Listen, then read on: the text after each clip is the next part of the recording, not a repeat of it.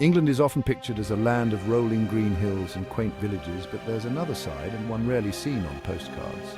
Behind the polite smiles and manicured gardens lies a world of shadows, secrets, and astonishing tales. This is the England of grand indulgence and spectacular folly, where rogues, rebels, and eccentric characters left their mark. Their stories are woven into the country's fabric, found in old pub names, whispered legends, and the dark corners of ancient buildings. This history isn't about kings and queens, but about the messy, vibrant, and often hilarious business of being human. To truly understand England, you have to look beyond the polished surface and peek behind the curtain. Exploring this eccentric side is like finding a secret passage in a grand old house. You never know what you'll discover. Scandalous parties, daring smugglers, and wandering ghosts all have their place in this hidden history. These stories remind us that history is a tapestry of human experience and full of flaws, passions, and delightful absurdities. So let's leave the familiar path and venture into the forgotten corners of English history. We'll meet unforgettable characters and visit peculiar places. This journey isn't about judging the past, but embracing its complexity and humour. England is not just a museum of polite history.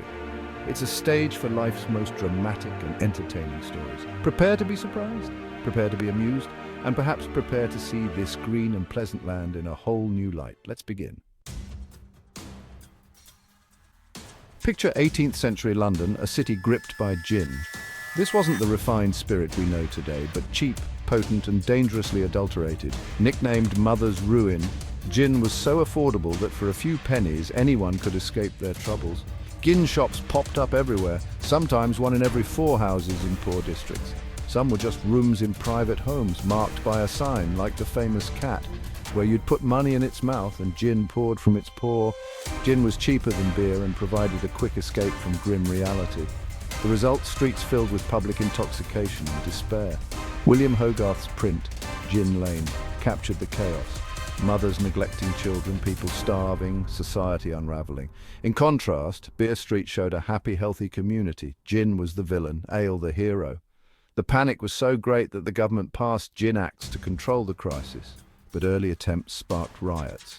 Londoners loved their gin and resisted change, and it took decades of legislation and shifting attitudes to end the gin craze. The story of gin is a wild chapter in London's history, a time when the city nearly drowned in cheap spirits. It's a reminder of how quickly indulgence can tip into chaos, and how sometimes the things we use to escape can become our undoing. The echoes of the gin craze still linger in London's streets and stories. Next time you sip a gin and tonic, remember, it once nearly brought a city to its knees. That's the spirited tale of London's ruin. Cheers. 17th and 18th century England's roads were the domain of the highwayman. These weren't just thieves, they were romanticized as dashing outlaws, riding fine horses and demanding stand and deliver with flair. Dick Turpin became the most famous, his legend outshining his brutal reality. The public loved tales of his epic ride from London to York, even if it never happened. Highwaymen were seen as rebels living by their own rules, and sometimes even as gentlemen, polite to ladies, gallant in their crimes. Claude Duval, for instance, was said to have danced with a lady before robbing her husband. The blend of danger and charm made these figures enduring folk heroes. In truth, the roads were terrifying and robbery was violent, punishment was severe, usually the gallows. Yet the public was fascinated. Hangings drew crowds and pamphlets detailed their last words. Highwaymen represented a strange kind of freedom, a dramatic escape from rigid society. They were villains with style, and their stories still gallop through English folklore. The romance of the highwayman endures, a symbol of rebellion and adventure. Their legends remind us that even outlaws can become icons. Sometimes the line between villain and hero is just a matter of perspective. And in England's history, the highwayman rides on. In London, Bedlam, Bethlehem Royal Hospital, became a byword for chaos. In the 18th century, it was infamous not just as a hospital, but as a public spectacle. For a small fee, people toured the hospital, gawking at patients as if they were zoo animals. Suffering was turned into entertainment, reflecting the era's cruel attitudes toward mental illness. Treatments were primitive and harsh: spinning chairs, ice baths, and bloodletting. The goal was control, not healing. Over time, reformers called for change, and the idea of humane treatment slowly took hold. The old Bedlam was eventually replaced, but its legacy lingers in our language and imagination. Bedlam reminds us how far we've come and how far we still have to go in understanding the mind. It's a haunting chapter in England's story, where madness was once a show for the masses. Today, Bedlam stands as a warning from history and a call for compassion.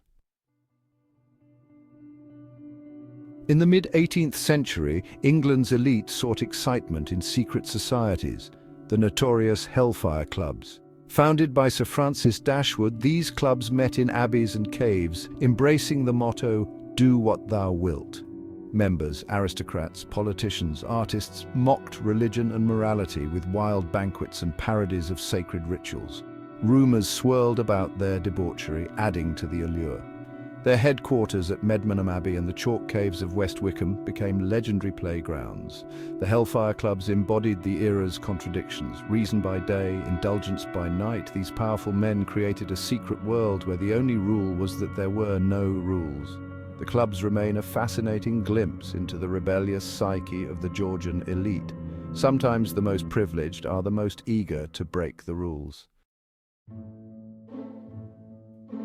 The Victorian era is remembered for its strict morals, but beneath the surface, vice flourished. In London's East End, opium dens offered escape from hardship. Smoky, dreamlike rooms where rich and poor alike sought oblivion. These dens, often run by Chinese immigrants, became infamous through stories by Dickens and Conan Doyle.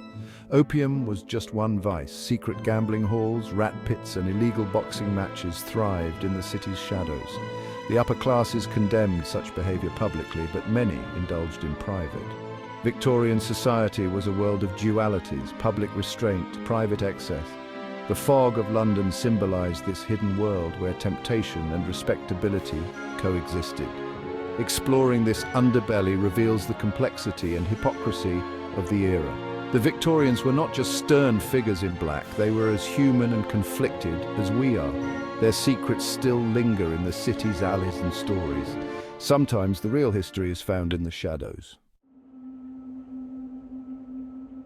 Cornwall's rugged coast was perfect for smuggling in the 18th and 19th centuries. High taxes on goods like tea and brandy made smuggling a way of life for entire villages. Fishermen, farmhands, even the parson might be involved, working together to outwit the authorities. On dark nights, contraband was ferried ashore and hidden in cellars, tunnels, or even churchyards. Legends abound, daring escapes, secret passages, and notorious inns like Jamaica Inn, a hub for smugglers and wreckers. Wreckers lured ships onto rocks to plunder their cargo, a brutal business. Smugglers were often seen as local heroes, providing affordable luxuries and defying unjust laws. The risks were high, but so were the rewards. Today, as you walk Cornwall's coastal paths, you can almost hear the whispers of smugglers in the night. Their stories are woven into the landscape.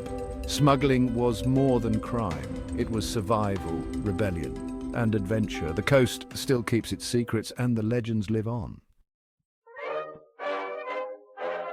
England loves its eccentrics, especially those who build follies, extravagant, useless structures scattered across the countryside. Follies might look like ancient towers or Greek temples, but they're monuments to whimsy, not practicality. Mad Jack Fuller, a 19th century squire, built bizarre structures on his estate, including a pyramid rumored to be his tomb. These buildings are expressions of individuality, wealth, and a desire to surprise. Follies are landscape art, gloriously impractical, designed to delight and amuse. They remind us that not everything needs a purpose. Sometimes beauty and oddity are enough. Each folly tells a story about its creator's eccentric spirit. They make England's landscape more interesting and more human. In a world obsessed with utility, follies celebrate the joy of the unexpected. They're a testament to the country's indulgent, creative side. We've wandered through England's hidden history, gin-soaked streets, haunted roads, secret societies, and smugglers' coves. This side of England is as vital as its castles and cathedrals, adding humour and complexity to the national story. These tales aren't just in books, they're alive in the landscape, waiting for curious travellers. Have a pint in a pub once frequented by rogues, or walk the streets where the gin craze raged. Look for blue plaques and ask locals about legends. The real adventure begins when you step off the beaten path and into the shadows. England's identity is shaped by its rebels and eccentrics as much as its heroes. These stories reveal a spirit of independence and a love for drama that's quintessentially English. So, next time you visit, seek out the stories behind the stones. Ask questions, take detours, and listen for whispers of the past.